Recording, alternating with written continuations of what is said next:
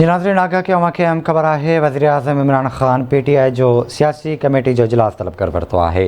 अहम ख़बर है तव्हां किॾूं पिया इजलास में बेतमादी रिथ तोड़े मुल्क जी मजमूई सियासी सूरत हाल ते वीचारियो वेंदो।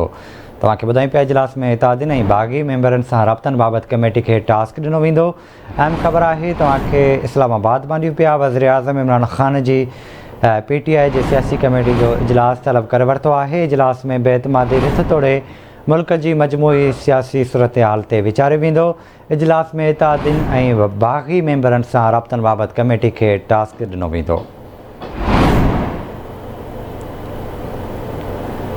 राब्तो कयो आहे इस्लामाबाद में सुबान कोसो सां। सुबान, आगाह कजो, वज़ीर आज़म पारां सियासी कमेटी जो इजलास तलब कयो वियो आहे, छा तफ़सील आहिनि?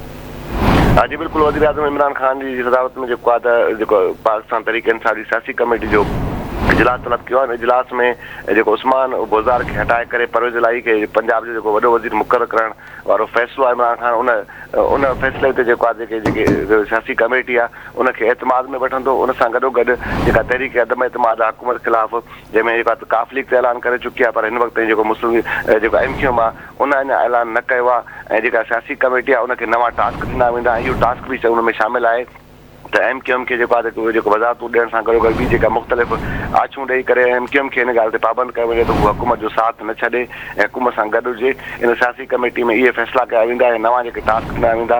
उन सां गॾोगॾु BAP जे अॻुवान आहिनि उन्हनि सां बि ॻाल्हाइण लाइ हिकु टास्क ॾिनो वेंदो ऐं सॼा मामलात आहिनि उहे अॼु हिन इजलास में अहम फ़ैसिला कया वेंदा। जी ठीकु आहे सुभाणे, वॾी महिरबानी अवां जी तफ़सील खां करण लाइ।